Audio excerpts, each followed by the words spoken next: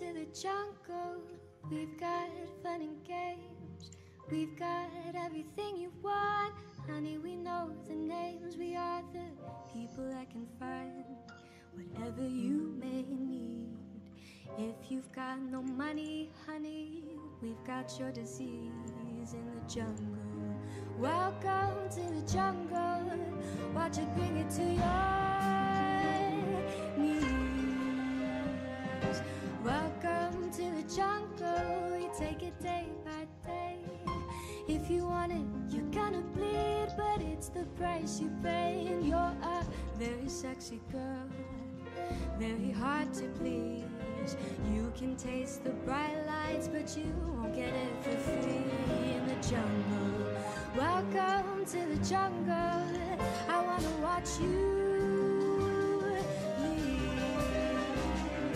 Welcome to the jungle. It gets worse every day. You learn to live like an animal in the jungle where we play. And you gotta hunger for what you see. You take it eventually. You can have anything you want, but you better not take it from me in the jungle. Welcome to the jungle. I wanna hear you scream. Welcome to the jungle. Welcome to the jungle. I wanna watch you leave.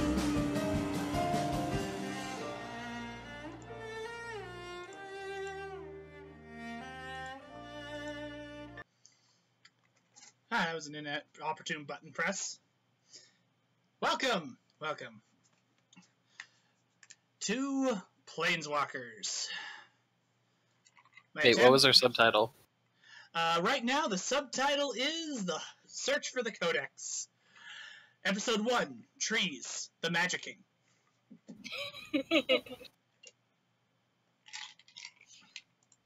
Yes. Trees, the Magicking. All right then. Before we jump into narrative, let's kind of go around, introduce characters, just for prosperity's sake, since this is the first recording we've done on this playlist. Because we like to pretend that we are of a professional quality and etc. No, let's face it. We do? We pretend No. that? We don't pretend anything.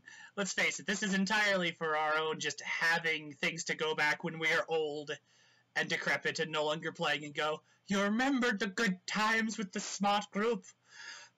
Oh. Okay, let's be perfectly honest. We know exactly why we have the fucking recordings. We made liberal use of this in freaking Hero Society Season 1. Wait, shit. What did... Okay, when I was running that scene with the Duke, what the fuck did I say? That's Or also what was true. that dude's name? Or my favorite, what is Lumen's name? Yeah, Or you keep forgetting your own fucking character's goddamn name. She only ever went by her superhero name, so I completely forgot. Every once in a while, it'll also be so that we can go back and quote ourselves. That's also true. Yeah. But I It's like to think the reason I record these and stream them is so that I can simply just wistfully, when 70-year-old Josh is sitting in a retirement home with his little laptop, can go, I remember the days when I GM'd for a group of friends. Clearly, you're old since you're like 70 and still using a laptop instead of using the cool mental interlink that all the cool kids are using. Yeah. Oh shit. It's clearly I'm that old. I never Well, got into the new technologies. Josh, Yes. I'm about to call you out on something. Are you ready? What? You record this because you can't do anything the simple way. Oh, snap.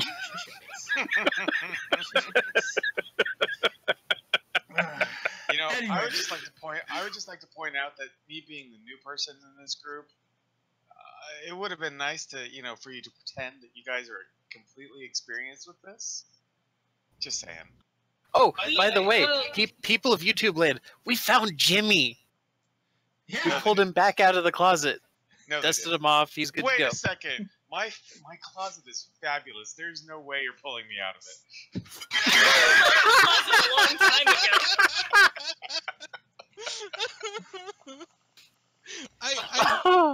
I feel like we have continued the tradition of just ruining the intro. So, good job, boss. No, Sorry, no, Josh. no. I got the intro down. No, you can go back and listen. The intro is there. I even announced the episode and the title. This is just us being friends. But seriously, I thought that Jimmy left the closet a long time ago, so... Oh, I did. No. It was very recent. Jimmy and Frank being a thing is just very confusing for everybody involved. Well, Don't give me that look, woman. We won't go into that. Also, okay. I know we don't usually do much of anything, if at all, involving the audience, but everyone who is listening, I want you to leave a comment in all capitals saying, "Hi, Frank." No context, nothing else, just that.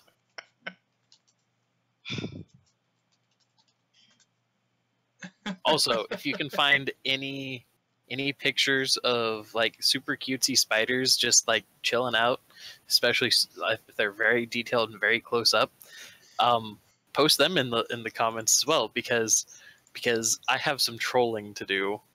Oh Gross. my. Anyway. I I'm guess revealing a little bit. to bring. Sorry, Cassie. Go ahead. I was just gonna ask, when we introduce our characters, how do you want us to introduce them by way of aspects, or do you want us to introduce them by way of talk, like general? Just give a general description. I guess. Okay. Moving that on. Let's actually Alphabetical order. Alphabetical order. Let's actually introduce what this game is. This is a game using the Fate Core rulebook, set in the Magic the Gathering setting of Wizards of the Coast. Specifically, using all those ideas that Wizards has forgotten and ditched. So, with my own spin on them, of course. To introduce characters, we're going to do it alphabetically, starting with Amatrine. Trine. Amatrine. Anyway, Amatrine is a amphibious humanoid.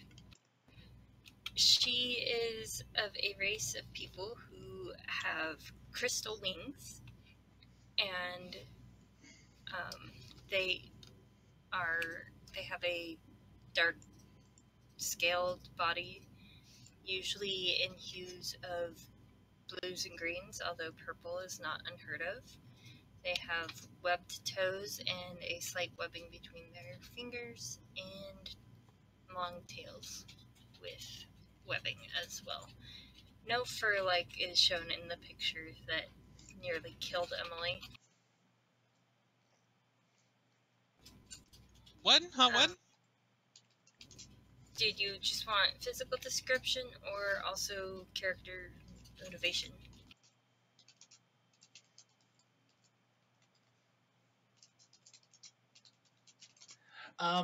Just physical description now. Okay, well, Amatrine is a dark blue, almost green color, and her wings are, well, Amatrine. Her race names their people after the crystals they grow in their wings.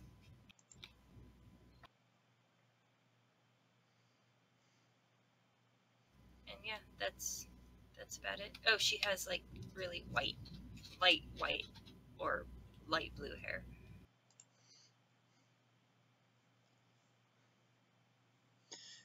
All right, that would take us then to Fizzle. Hello, that's me. So, yeah, Fizzle is a little steampunk pixie. It's got red hair with stripes of blue in it. Whether that's natural or not, no one's asked, so no one knows. She's got white pearlescent skin. Her wings are handcrafted by herself. The membranous portion is basically just magically thinned bits of stained glass,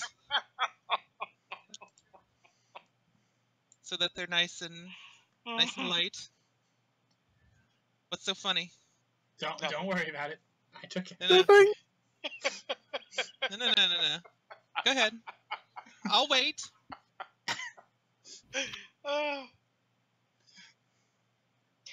I love you, Emily. I really do.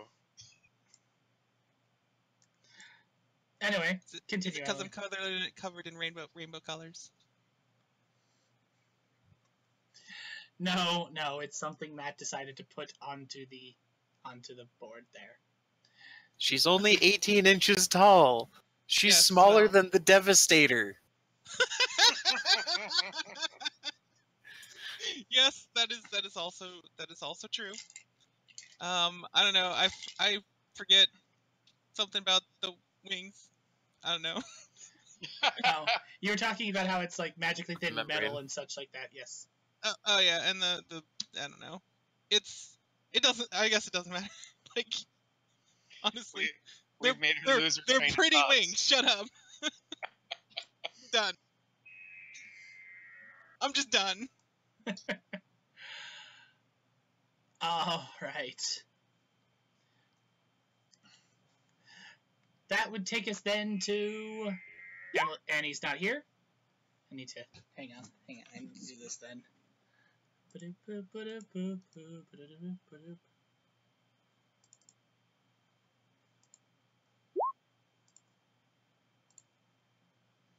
she's inactive right now. That would take us then to Malgarian.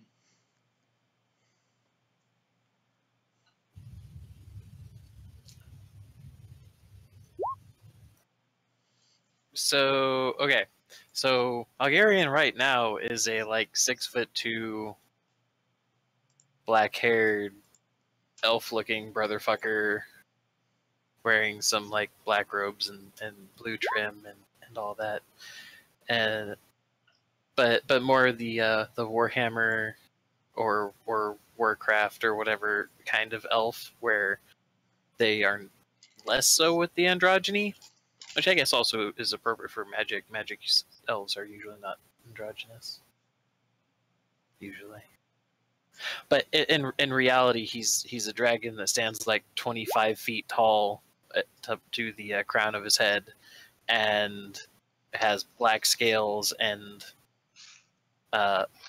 pale blue horns and teeth and other spiky bits of his appendages and whatnot. His belly's white, and yeah, he's not a fire-breathing dragon. He is a contrived dragon that breathes lightning that lights people on fire.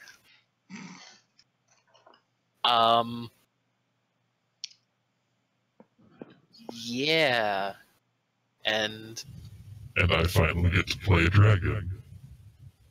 And sound like Buffalo Bill. I'm excited. Oh snap! Don't worry, I'll wear your skin too.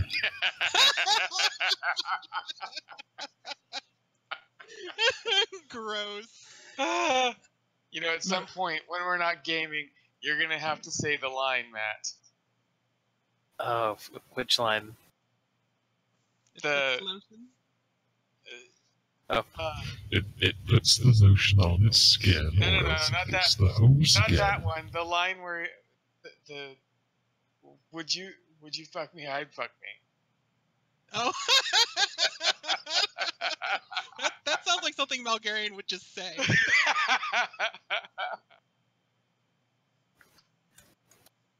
See, I'm trying to look this up.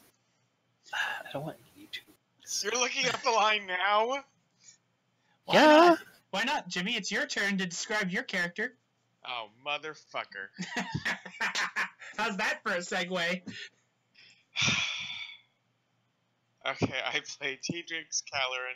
He is mid-30s. He's the only human. The only human. Yeah, the only Last human. human. The token human. Does that make you the token dragon? Let's be honest, most games don't end up with a dragon because they break the game. No. I'm the token dragon because I'm the one who hands out these lovely tokens to let you do things. Give me my token back. It's mine. I need that to copy. Leave it there.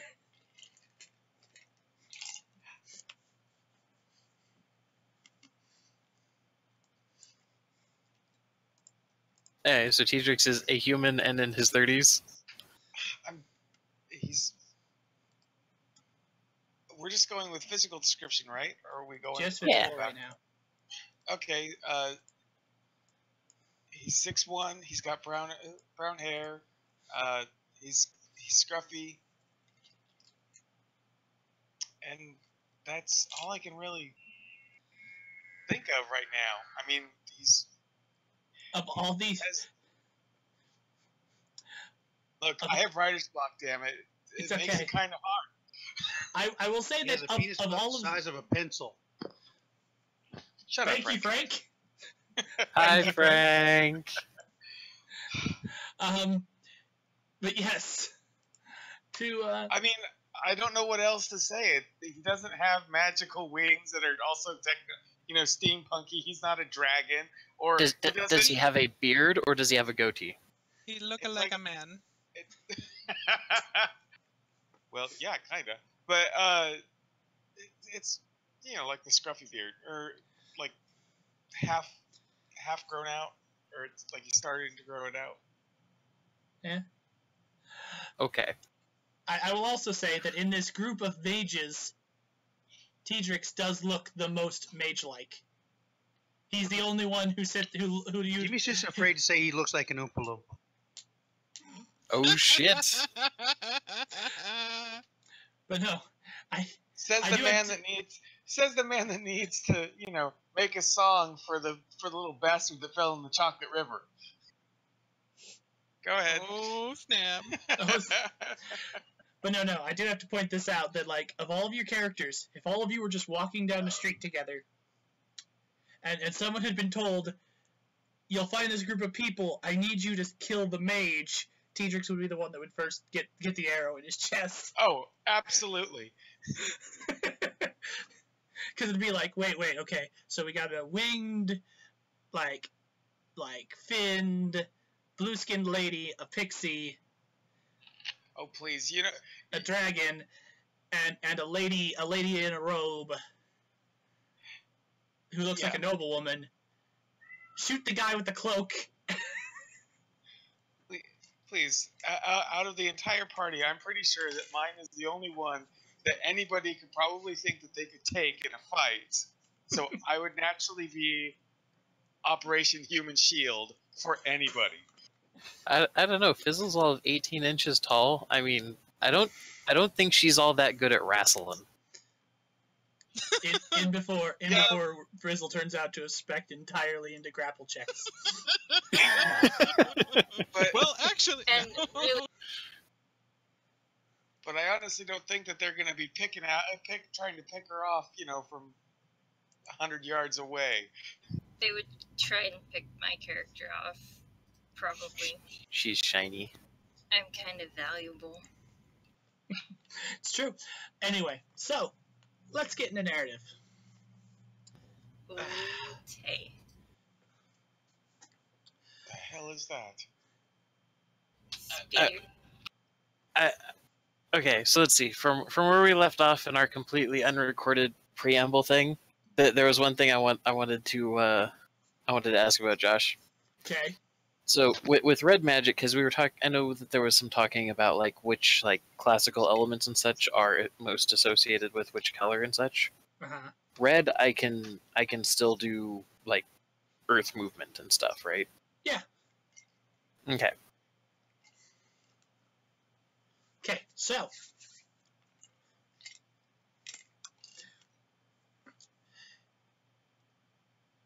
dawn comes on Muraganda. the sun peeking Who's through Dawn? the trees. What? Who's Dawn? Dawn is a time period. Oh. No. Dawn crests over Muruganda, the light streaming through the trees onto the makeshift shelter that has been made through magic in this small, dense pocket of trees. The shelter itself is kind of a dome-shaped structure where Ilona has basically shaped and grown these trees into this dome shape that you could rest under. And Matt, I swear to God.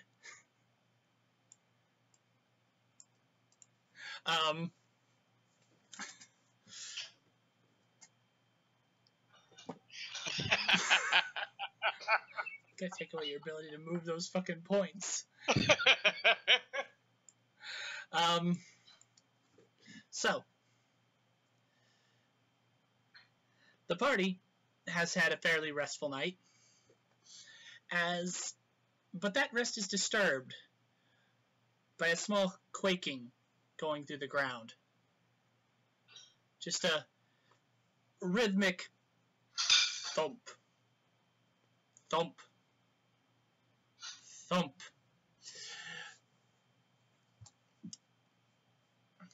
Eventually, starting to kind of rouse members of the group.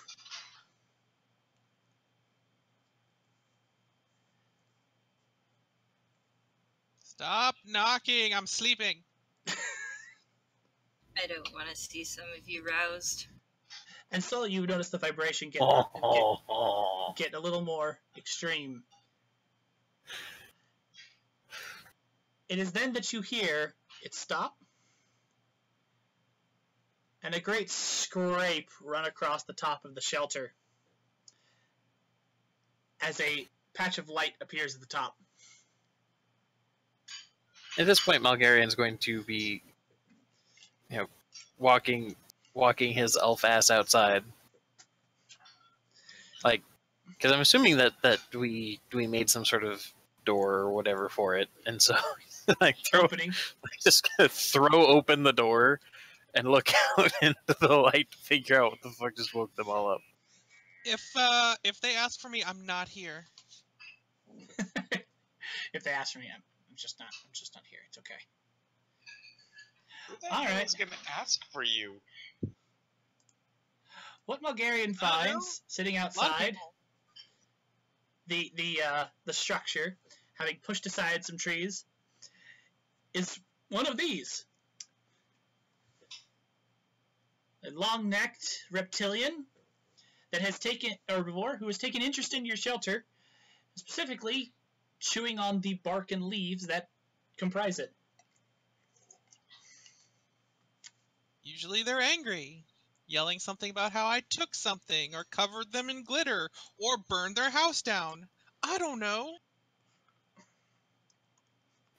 To be fair, Fizzle, I believe that usually threatening to burn down an entire drinking establishment of some form or another is not exactly a good way to endear yourself with anyone. But no, I believe that we have given breakfast to one of the indigenous creatures. First of all, that wasn't me. Second, how did you know that? I've spent more than 2 minutes around you. Which it wasn't. I've spent more than a few minutes around you, Fizzle. I think that it's a fair assumption.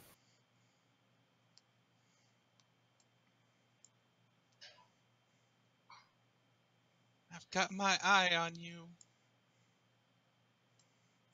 Your eye, you say? Well, yeah, because I need the other one to see other things. Like the giant lizard eating our domicile?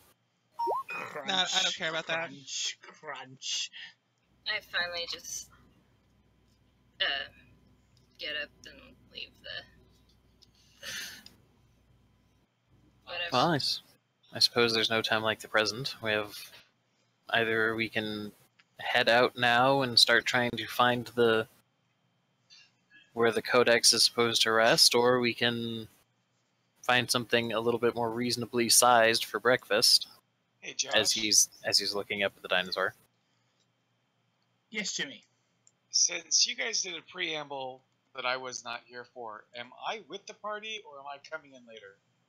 You are with the party. Oh, okay. I thought he was coming in later. No, he's with the party. I know I should have asked that before we started, but you know.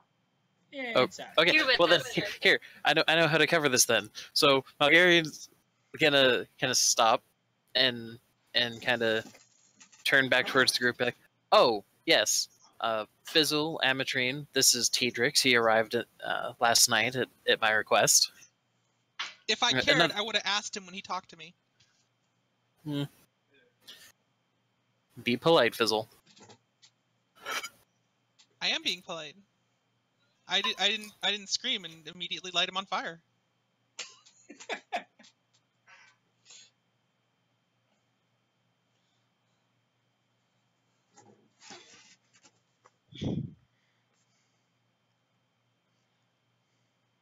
Anyway.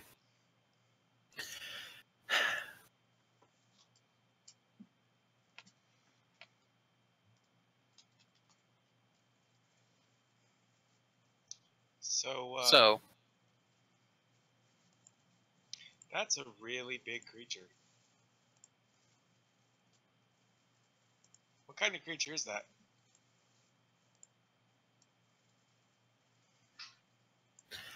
That sounds like a lore check. I don't know. I guess the question is, Josh, how much did Malgarian's reading from the book actually explain to him anything about the plane? Or is it just about the codex? It's pretty much just about the itinerary, that the dude wanted to basically make his final resting place on one of the youngest planes he'd ever found. So no, you don't have an exact name for this thing other than big long-necked herbivore reptile. Well, it looks kind of like a dragon. Oh, please. With a tiny, like tiny a head. dragon. Ooh, I'm going to write it. I guess I'm just gonna have to take it. Malgarian, is that a dragon? No. Very much no. It looks just, I don't know. And It for looks that, kind of like some we have on my plane, but it doesn't have any crystals. So I'm not sure what it is. I have never encountered anybody of your kind here either, in my plane. Well, it is almost as if each plane and each realm within each plane has developed in its own way, most of them being flawed and broken in some form.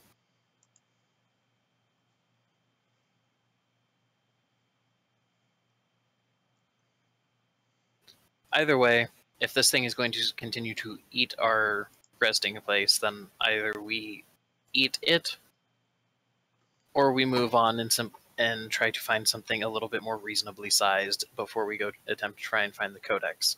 Because if this is this plane's herbivores, imagine what eats it. Well, the thing I was gonna say is, why not both? A snack and then a meal. This thing would be a meal for 3 of me. Oh, maybe I misinterpreted the reasonably sized. Because I was thinking you would think it was too small. No, what he was trying to get at is that this dinosaur is freaking huge, and if he eats a satisfactory amount as a human, then he's still full.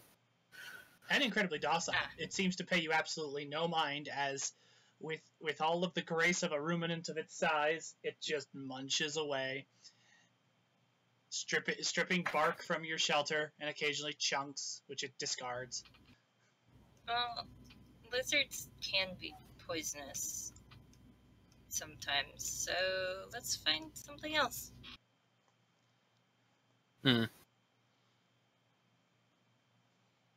which point, Malgarian's going to start walking away from the being eaten sleeping place. Well, I'm following Malgarian, so. Right. So let's advance the scene then. I'm now sitting on its head. You're just sitting on the thing's head. Yep. She did say she wanted to write it. It's not very interested in being ridden, it seems. It's just kind of interested in, hey, look, there's a big wooden thing here. It has bark and leaves, and I'm hungry. It'll probably be sitting here. on it. I'm sitting on it. It's moving. That counts. Even if it's just moving its head, it still counts. Yep. I can assume that probably, though, after about 15 minutes, Fizzle's probably going to get bored. Because it's not really moving too much.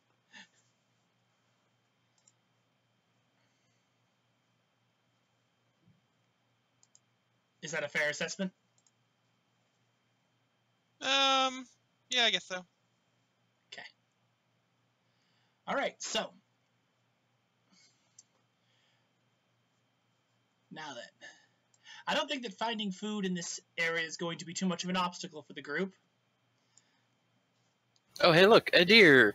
Friggin' magma bolt through the heart. I got it. And it's partially cooked. Yeah, I can see that. Like, as they are kind of wandering along through this forest, eventually they come into a point that's a little more open. They find, from the distance, they see a deer. Or it looks like a deer. And Bulgarian summons up a spell, launches a bolt of fire at it. The thing topples over with a mark. And then you guys get closer. The deer, being that this is a prehistoric plane, is about 3 times the size of a normal deer. It's about the size of a moose. What are you guys gonna eat? But one way or another, the parties, I believe, like, I can see this scene playing out, that they all gather around it, looking down at it. That's a lot bigger than we expected. Oh well. It's dead now. It's hunted now. So they begin to set about magicking it, magicking up a fire and skinning it. Hold on, Josh, hold on. Yeah. I have an idea for role playing this out. Okay. The simplest of dumb things. So they're standing around it, and Fizzle says, "So what are you guys gonna eat?" Bulgari just kind of chuckles. He says, "In hindsight, you all would need this thing cleaned and dressed, wouldn't you?" I know how to do that. Oh, you do? Oh, that is a strong word. Prefer, definitely. That it was an oversight that I honestly hadn't even thought of. Tedrix, I'm glad that you are capable in this regard. I'm going to go start a fire. You all have fun.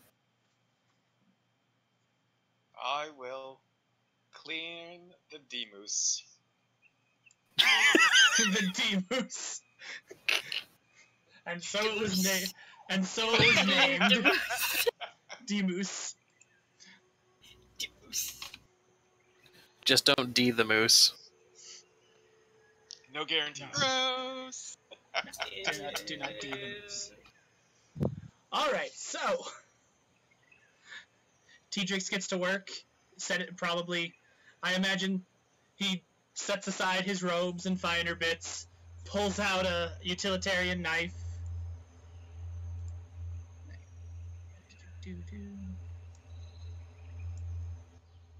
That's gonna take a while.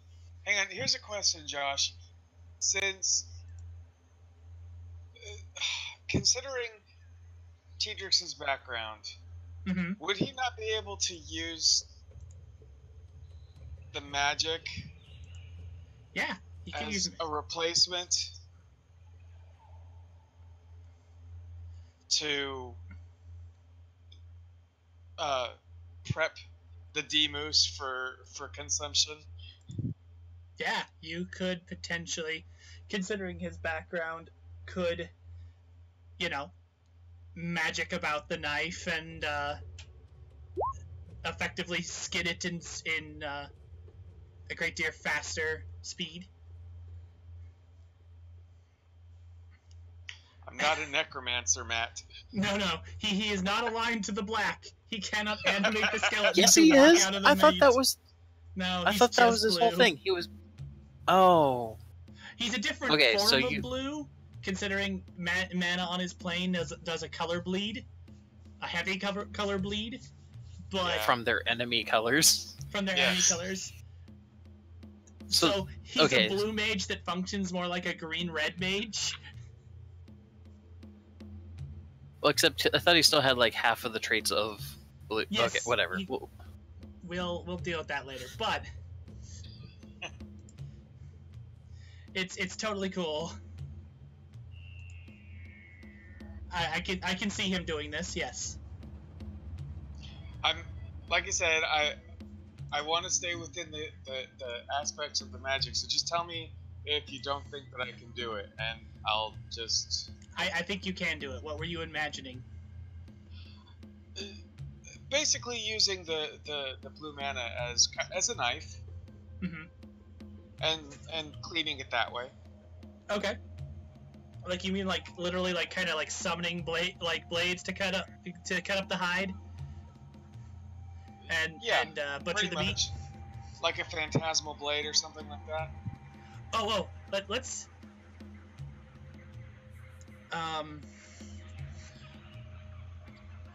let's get Cassie's character in on this too, considering she her character has a lot of ability to manipulate things.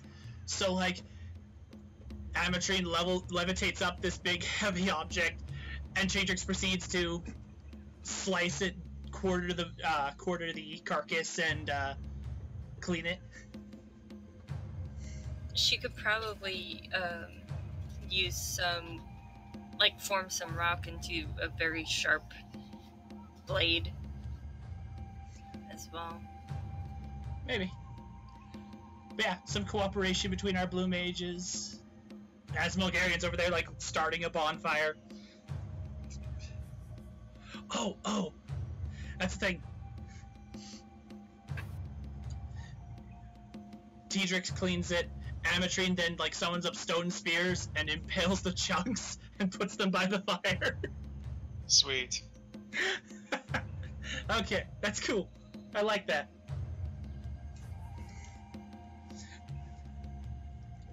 So, eventually Then the I was party... gonna stand back and watch. Yeah, because Fizzle doesn't But need it. we need Fizzle to put on the garnish. Alright, glitter garnish. No glitter stakes. You're gonna shit Nice. sparkles.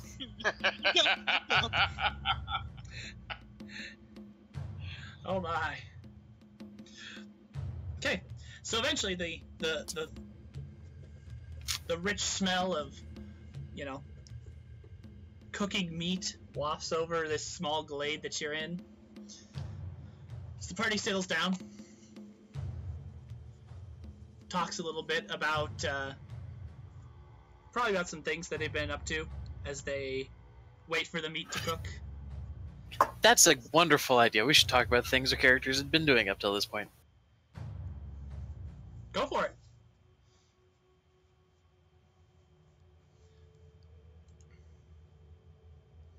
So, Teedrix, I assume that you haven't been chased down by any mobs recently. Well, not since getting here, no.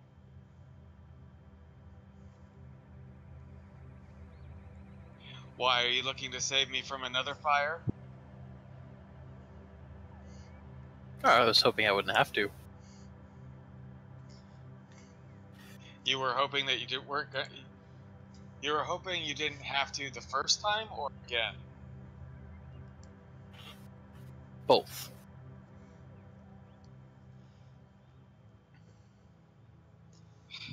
Well, at least you're honest.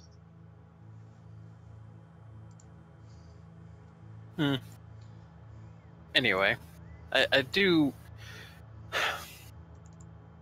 appreciate the help from all of you on this, and I know that it isn't, completely altruistic, as everyone here has something to gain from finding this codex. What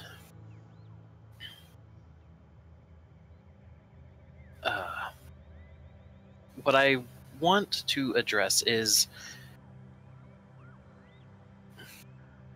I don't want you all to feel like you are simply just help either. Fizzle, I understand that your spark ignited all of last night when you met Ilona and Ametrine, and I'm not sure how much of this responsibility has been explained to you yet.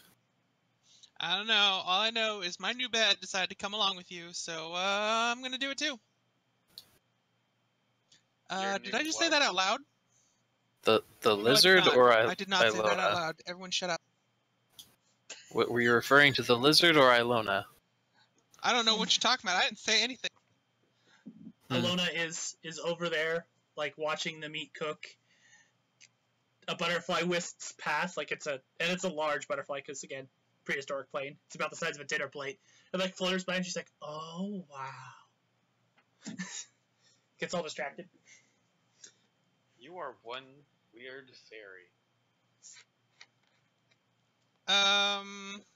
Well, you are a weird human, so in your face.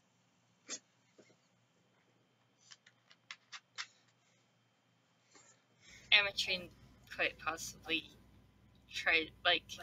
kind of does a little high five motion toward the pixie, but realizes that her hand is too small to really give a high five. Yes! Oh, I'm gonna high tenor. Like, both of them. Right up on that hand. So that makes that, what, high 15? Sure. She would two hands mine with one. Regardless, but what I wanted to bring up was that through some prior unfortunate experiences with dealing with others who were also planeswalkers and have the abilities that you all now also have. Like I had said yesterday, and Tedrix to you before, I have been at this, I'm not going to say for a long time, as there are some who have been at this for an order of magnitude longer than I have, I would imagine. But there are, you all have seen it. There are certain kinds of peoples where when they end up falling into a lot of power or a lot of capability that they did not have before, they run rampant with it. Yes, I'm familiar. And after seeing people maliciously doing so far too often, or doing so through intentional or unintentional negligence or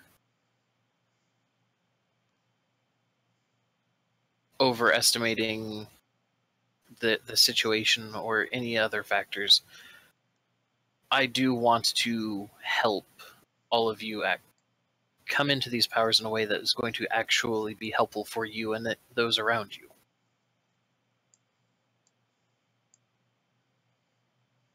Because, Fizzle, I know that you've only just recently gone on your first planeswalk, but you quite literally have the freedom to go wherever in this multiverse you want. And from what I have been able to find, we may even be able to make places, make entire realms for us to do what we want or need to.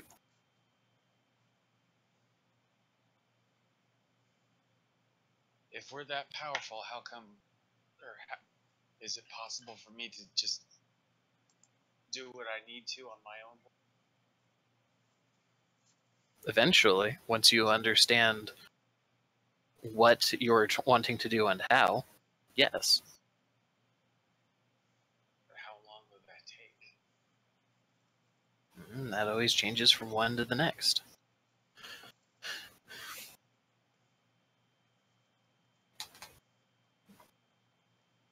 It's going to depend on what you end up deciding your goals are, but with absolute freedom comes its own inherent, I suppose writer's block is the best term for it.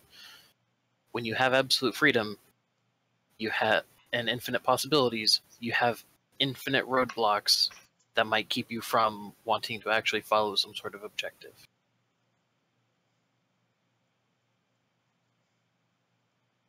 So, while we're here and while we're finding this codex,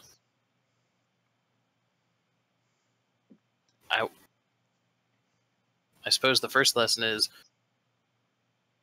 each of you should think of what you want to do, how you want to actually affect this multiverse in a way where while you're here or even after, you're actually going to matter.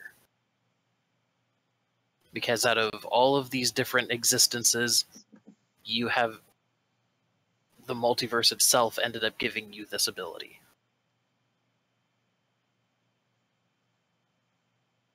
Damn it! Why you gotta go make this all serious? It was all fun and games till you got all responsibility, big deal. Nah.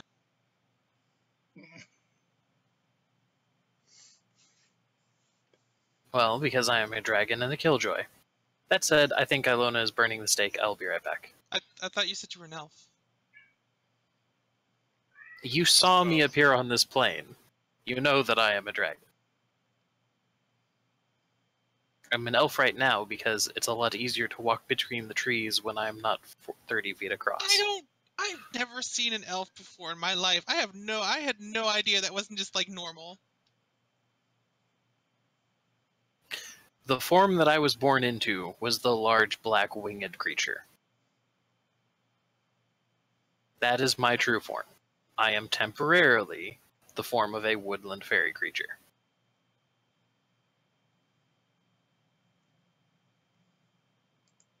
Okay then. Well, I'll keep that in mind for future reference.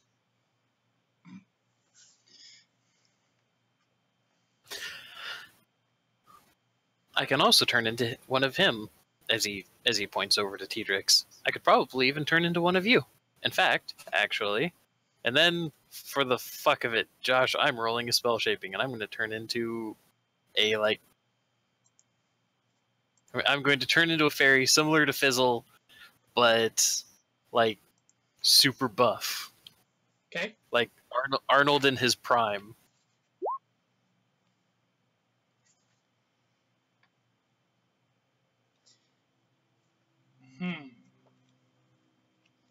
A fair result. Well, there's no opposition for you to do it. So. Yeah.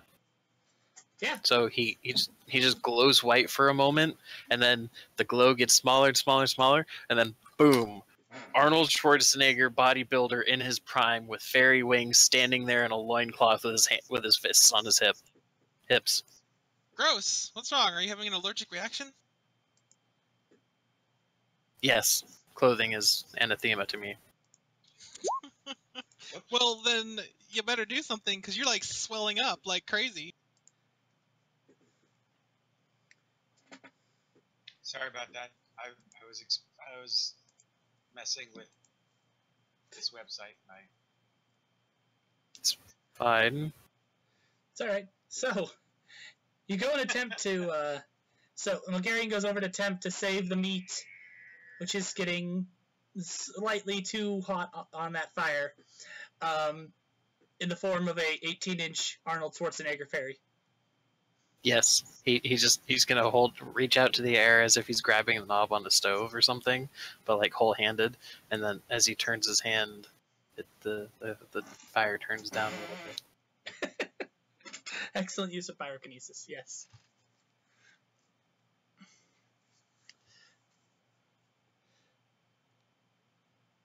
So,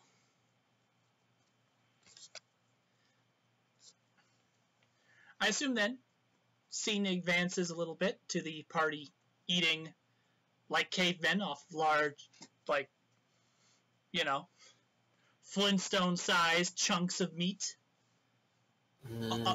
straight off the bone.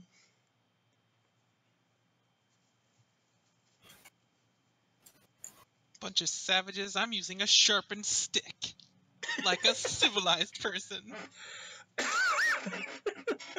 know, I'm not going to use a sharpened stick because there's a great likelihood that something urinated or pooped on that. Ametrine had left during the time that food was cooking and whatnot to just kind of explore and find a place for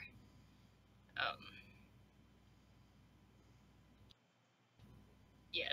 Anyway, so she came back and sometimes like, what are we talking about? Oh, so she left to find a place to.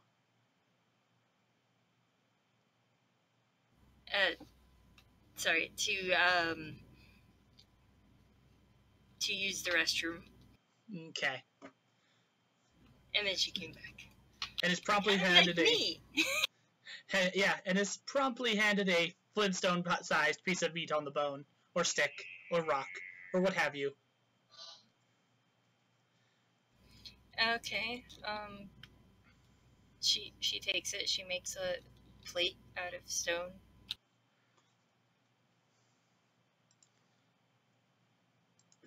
All right. Yeah, because that sounds like a great idea. So, now properly fed, the party turns their mind towards the next objective, I assume.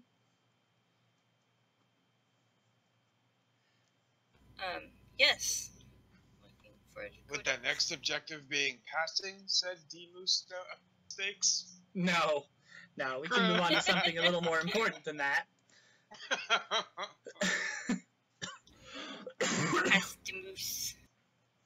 So, we're gonna pause the narrative for a moment.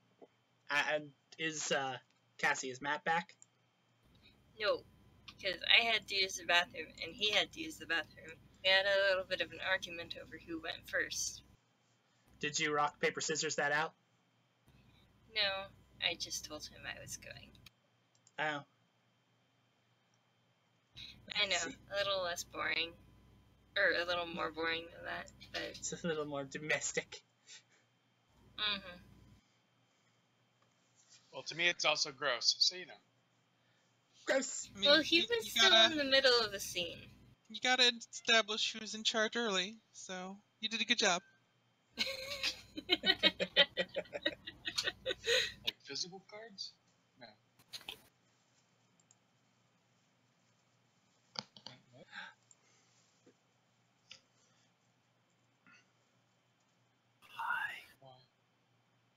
Hello. Okay, so, Matt's back?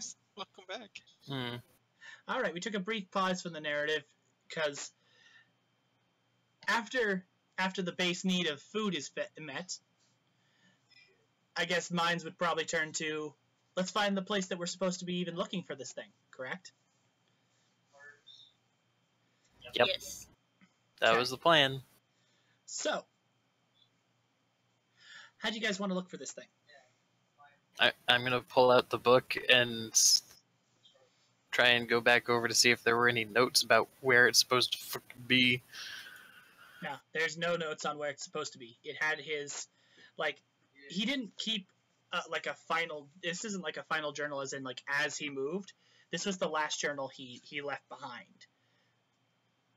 So it has the itinerary of where he was going to go, and his ideology on where he was going to go, that he was going to basically try to, you know, meet the final days of his life on the youngest plane possible, which the youngest plane he'd encountered was Muraganda. Mm-hmm. So is there anything in there about, like, what kind of mana he was particularly good with? Like Yes. anything that implicates that? Yeah, there is. He was an odd person who actually dabbled in a lot of different magic styles. He was primarily, but he was a race that he mentions as the Core, Kor, and he mentions that he is very, very practiced in their almost racial magic style of lithomancy. So he probably, he's probably going to gravitate to where there is, and lithomancy is the working of stone-based magic, shaping it, manipulating it, summoning it, using it as a conduit for energy. So he's probably going to gravitate to where there is a lot of stone.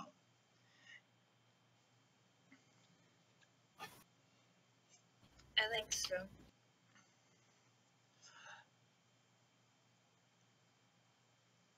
He also mentions that he has a very high affinity, despite the fact that most of his race lean towards the disciplines of the white. He's also very, very talented in the blue.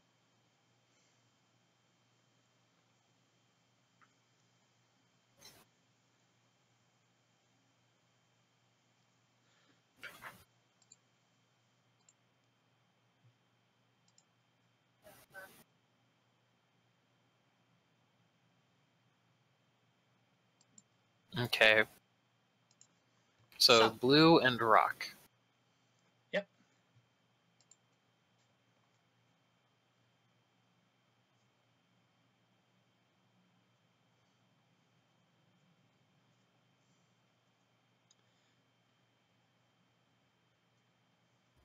So how would we go about looking for that? Well, it occurs to you that the majority of your group right now can fly. It's true. And the human would have to... I don't know. Can the human fly?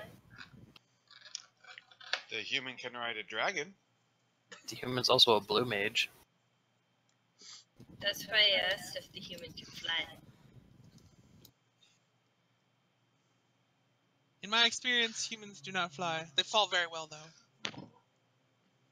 Josh, what's the likelihood that I have some sort of flying creature in my anus?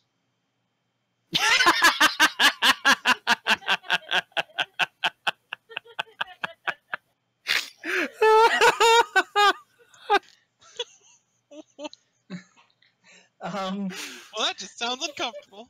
To answer Frank's question, 0%. To answer your question, Jimmy, probably pretty high, yes.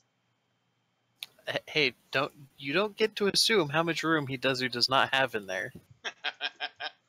Shut up, Matt.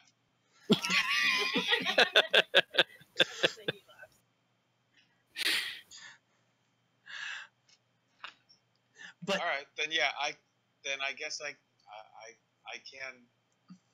I have means of flying. I have a better narrative to pitch.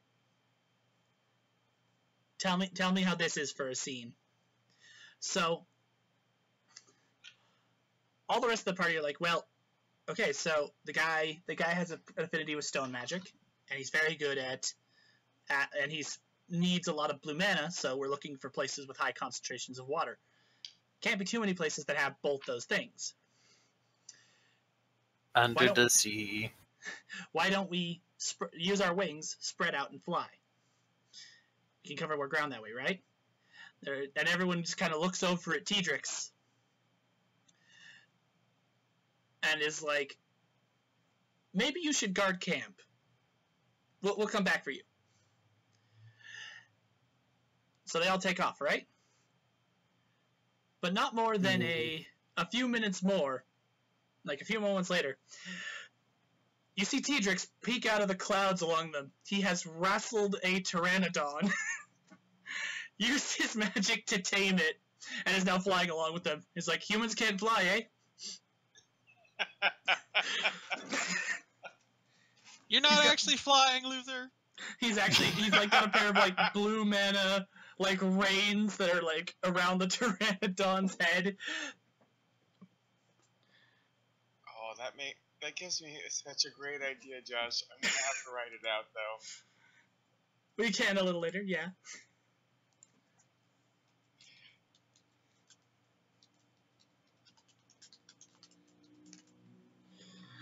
So, but the scene goes, it's like the party kind of splits off and floats along, following rivers and valleys, until eventually, I'm going to roll a 1d5 for who actually gets to see this. Well, 1d4, considering Ilona's. Fizzle is 1, Tiedric is 4. Well, her player's not here, so. Yes, I know. That's what I was saying. She's watching camp. No, she's along with you. I'm just gonna kind of do she'll follow along until later. 3, Ametrine. Ametrine actually notices a structure that doesn't look quite natural. Put this up to the token layer. Bam. So, She kind of flies over this big river valley that kind of feeds into this mountainous area, and she sees that from above. Alright. She kind of swoops down a little bit to see a little bit better, and before flying back up to where the rest of them would be. We had spread out. Yeah, well, toward the rest of them, because... Magic self. Huh?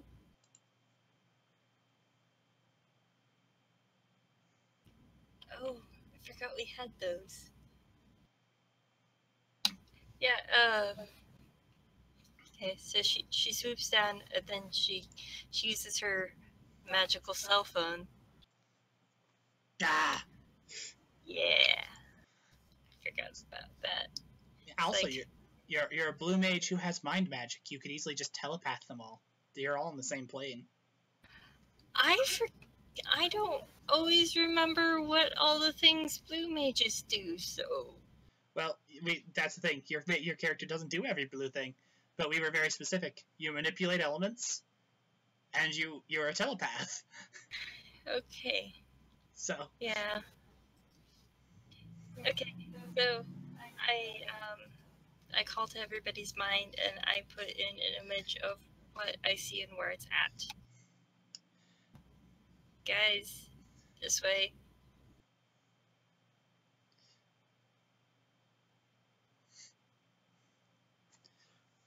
Holy crap.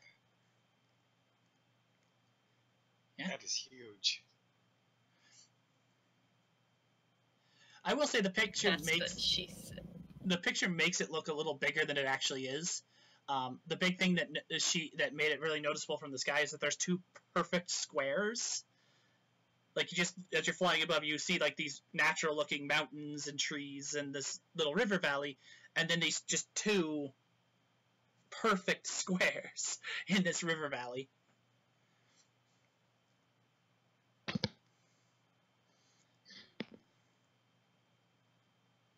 Right, let's go. This way. Some way. It's over there, I guess.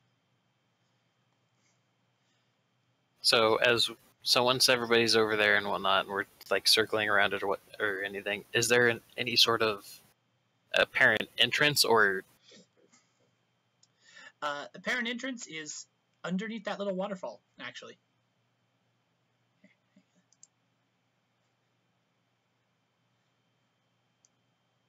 Okay. So Malgarian's gonna start off with a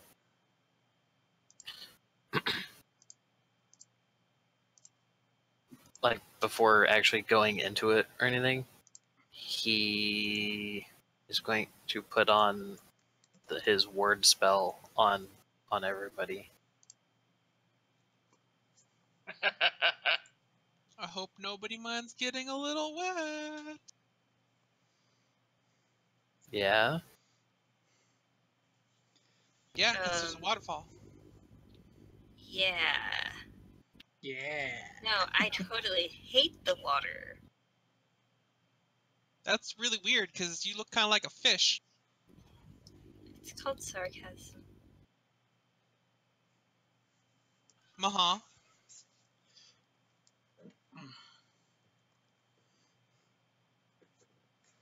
All right, so I'm trying to get it to actually roll the damn thing. roll the damn thing. Okay. Yep. Oh damn. So what word were you putting on them?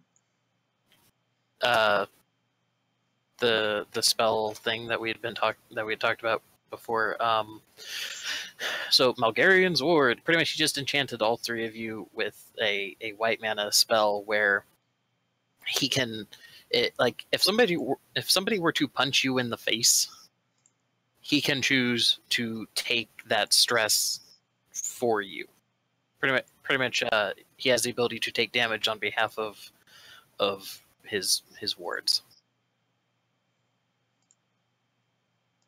Ah, okay. I remember us discussing this.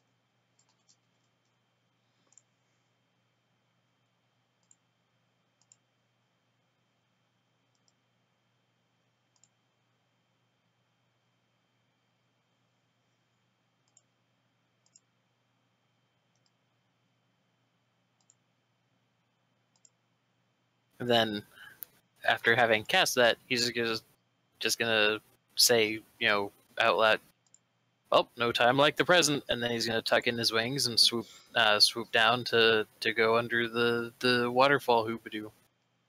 All right. So that puts him into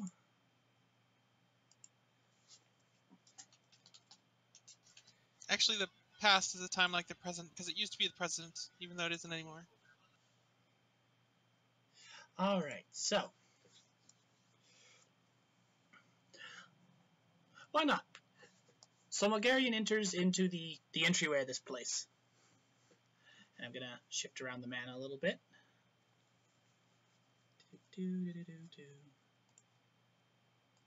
Green goes down, blue goes up. Sweet.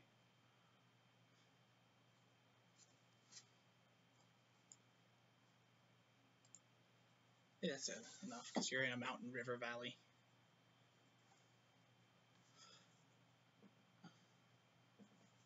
Except I think. Yeah, okay. Anyway, so Matt, you swoop down underneath this waterfall, underneath the large plate. Now that you've gotten a little closer, you notice that the smooth, seamless surface that has been worked by magic is not as seamless as it originally looked from above. There are numerous small, very geometric sigils in the stone itself. Lots of lines and patterns.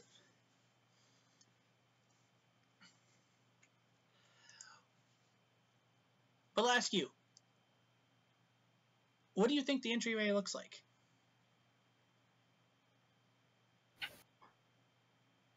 That depends. Was this guy narcissistic? Not particularly. He was more of a holistic wanderer.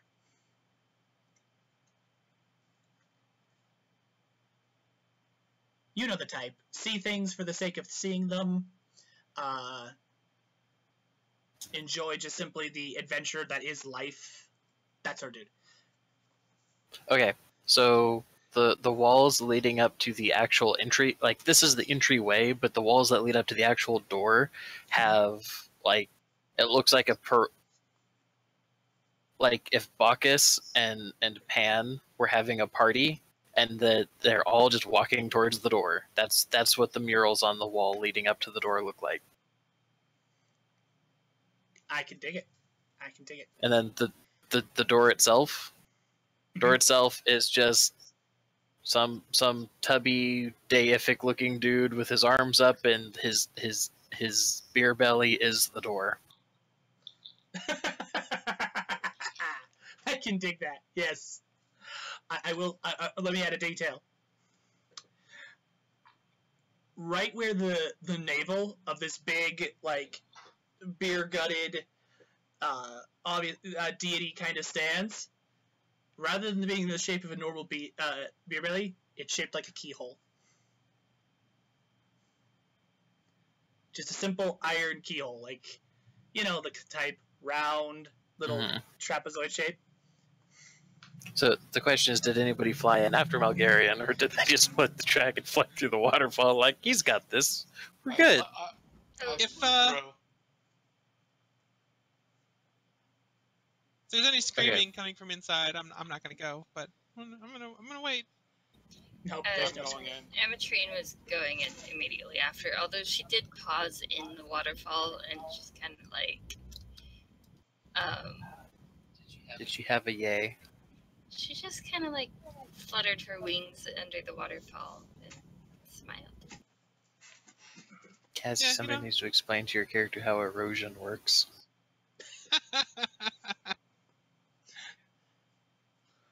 Well, I'm not gonna take a dip in the waterfall. I'm just going straight in. Okay. Oh, I'm gonna give them a little time to all die horribly, and if I don't hear any screaming or scuffling or anything like that, then I'll go in. Nope, no screaming, Sweet. no scuffling. So then that said, do you want me to even bother having to roll to turn back into a humanoid form? No, you're fine. Just Moment. you're back Oh. in the humanoid form. Okay, so yeah, he's walking in and he's looking at all these murals and whatnot. He's still in his dragon form, Right. and he just kind of just quietly to himself and whatnot as he's looking over. Then when he sees the keyhole, he just kind of narrows his eyes at it. Ah, that's when we need to use this. Alright. And then he starts glowing white again, turns back into the little elf body that he decided to take for this plane, and then reaches under his robe and pulls out this just wrought iron key. And he's going to put it in, and he's going to unlock, and he's going to do that before he puts it away, before Fizzle gets in. Okay, so he opens up the lock. You notice the moment that the key... Like when? Which part? Isn't Fizzle still outside? Yeah, Fizzle was waiting for to see if there was screams and shit, and so he's like, "Wait, the fairy's not in here yet. All right, whip out key, click, put it away. Okay, she doesn't have to know." Hey Josh, what is the likelihood that I can keep the Pteranodon there? Currently it's under your thrall. You could release it now, or you could just have it wait there for you. I think for right now, I will leash it. Leash it? Okay. Yep. So Tedrix takes the reins, and you see the binding break, and it turns into a long leash, and he just attaches it to a wall like it's a solid rope. Just kind of tethers there magically. Good Pteranodon. I wish Ark was this easy. I'll let him eat on our way back to camp. If he's hungry. But yes. Maybe on the ferry. So. Bitch, I will hurt you. Well, maybe if you weren't such a bitch, you wouldn't be a chicken McNugget, huh? Oh, that's it. That's it. Tomorrow, glitter everywhere. You will never get it out of your clothes, or your hair, or your mouth. All right. To continue the narrative, as Mulgarian has locked the key, inserted the key and turned it, pulled it out, set it back. All of the murals that he was looking at of all these different creatures are different wanderer gods and deities and various things like that. You notice above the ceiling, it begins to pull on blue mana and channel it through all of the little sigils and geometric shapes along the ceiling, all to this mural. It all pulls, highlighting the murals, all to the central one. who then glows right down the middle of his big, healthy-sized gut. And it opens up. The grinding of stone as the door opens into a long hallway leading forward, which at the end you can see breaks into two spiral staircases. The glow continues down the hallway, leading into several small little braziers that light up with a cool blue fire, lighting this hallway. And yes, at the end there's two spiral staircases, one that goes up and one that goes down.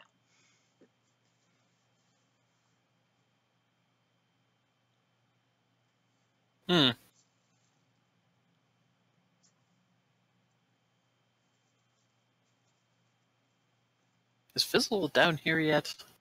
Yes, Fizzle Yeah, is right down here. there. Oh, excellent. Right here. Right here. I'm over here.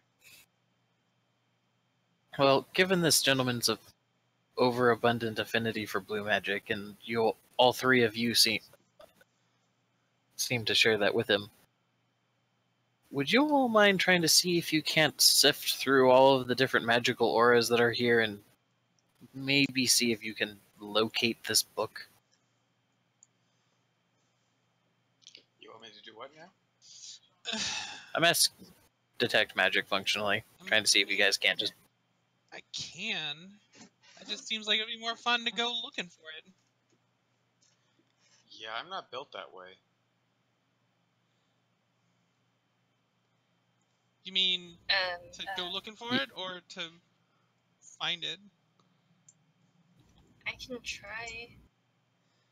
Go for it. Like, anybody can detect magic, Yeah. as long as you have a spell shaping skill. Oh, okay.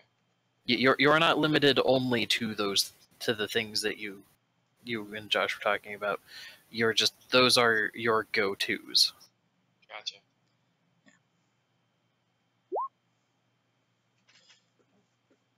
I can try. Okay.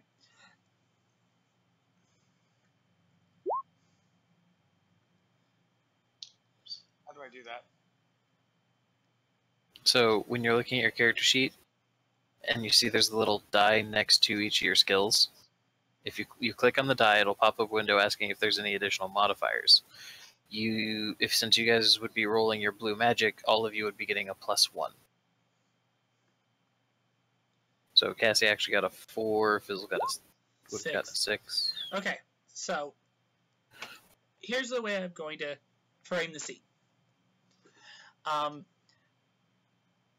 of we get like a close up of everyone's eyes as it kind of sweeps around the party, and then you all kind of become aware of the magic going through this stone. He's tapped the ley line for this river valley to power most of this stuff. You can feel that deep beneath your feet, and you can kind of see it as blue courses through all of the natural rocks, and the waterfall itself being very important to this, as it's actually extracting most of it from the motion of the water, from the water pouring over the stone.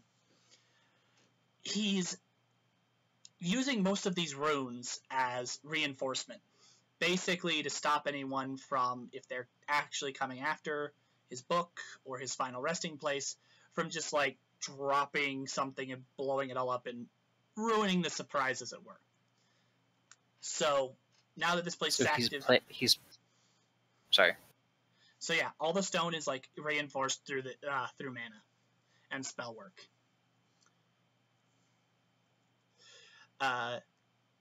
In addition to that, there's some creature comfort enchantments that are almost everywhere. The lights, various like, oh hey, this place is regulated as far as temperature, and it's not going to get too cold or too hot.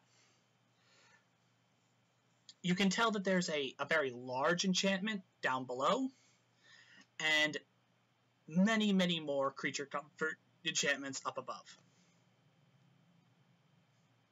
Man, you ran all these lights without using a mana conductive wiring. That's really cool.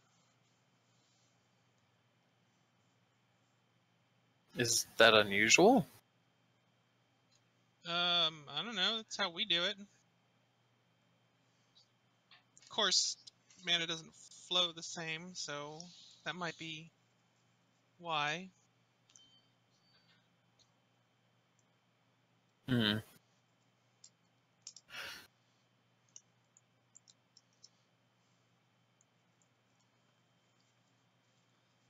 So, what is it that you're all able to find? Upstairs seems like probably living space. There's a lot of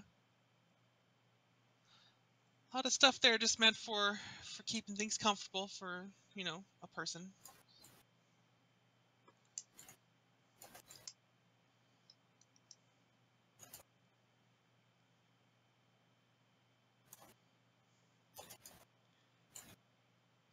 There's some big magic downstairs, so that might be where it is.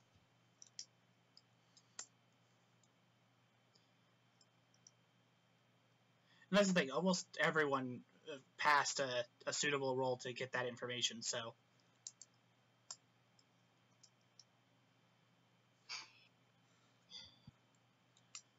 Should we split up? Well, I personally think if we're here for the book, well, do we know that the book is magical in nature? Or is it just... Incredibly so. Okay. It was meant to be not just a book that he wrote down what he found, but it was meant to... Oh, how did you phrase it, Josh? That like it once he put in a plane, yeah, it went like once he put in a plane, it just kind of kept track of what was going on in that plane or something like that. Basically, it was to be like an automatic adventurer's journal. The book would literally, once exposed to a plane, would continually update its information based off of everything that its possessor or possessors experienced. Okay, so it'll be a little bit out of date then. A lot of it out of date. Possibly. That or its information might not be entirely accurate because it only knows what its possessor experienced.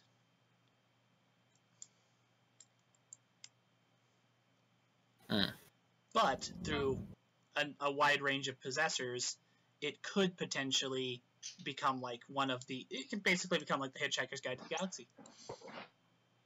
Yes, but as it exists now, mm-hmm. But as it exists now, it's not going to be. It's not going. None of its information is going, other than how the plane is physically structured, is going to be relevant. So, right. But that said, as far as the enchantments itself, that is a pretty big enchantment. Yeah, that's a fairly big enchantment. Okay. So, yeah, Algarian's going to pretty much summarize all of that as, yes, the book is quite magical. It's not going to, destroy a plane per se, but following the magic is a good option. Correct. And is if what you're saying about upstairs being living quarters is true, then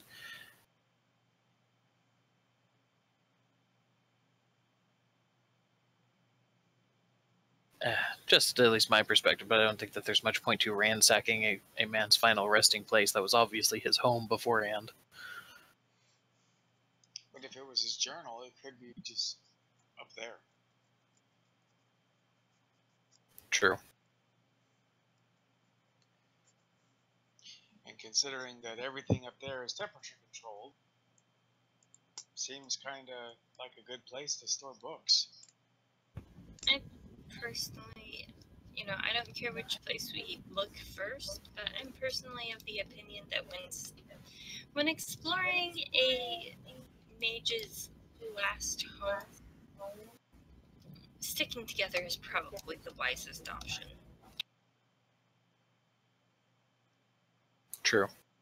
And Tedrix, you do have a valid point, so I suppose let's check upstairs first, and then we can go down. All right, so. Because I'm not talking about ransacking his place, I just... Especially his final... if you don't want to ransack it, I can do it for you. I don't mind. So, the group heads down this hallway. Briefly, your eyes catch sight as you head down the walls of a series of very geometric humanoid figures on the walls. The lines of blue mana flowing through the lithomancy sigils don't touch these individuals at all. And you pass them, get to the edge of the to the end of the hallway, and as you noted, you decide to head up. Are these pictographic people doing anything in particular? Because no, they're kind if of it's like the one part of the wall that's not being enchanted, that's a little weird. And no, they're not doing anything. They all have the same like straight armed, like I'm trying to think of how to put it. They're basically just like standing figures, arms straight down to their sides. They look a little primitive, honestly. Kind of like a primitive culture's cave painting of a person. Like it's all like trying to give the impression of having a three-dimensional depth, but it's all from like the side and whatnot, you know. So basically, when we leave with the book, those things are going to attack us. Yeah, I was gonna say, can I make a crafting check or spell shaping to try and? You could make an arcane lore check, yes, because this would be something ritual based. You could roll it. I'll say that you need to beat a 3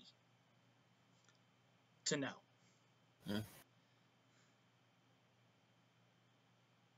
Well, I have all of a +1 on my arcane lore. So where are you at, Emily, with fizzles? Is there a difference between arcane lore and regular lore? No, there's not. It's just a different name. No. Fizzle has lore at fair. Okay. So do you want to go ahead and roll it? Because I know, Josh, you didn't want people, like, dogpiling skill rolls. Yeah, don't dogpile skill rolls in this game. Yeah, I can do that.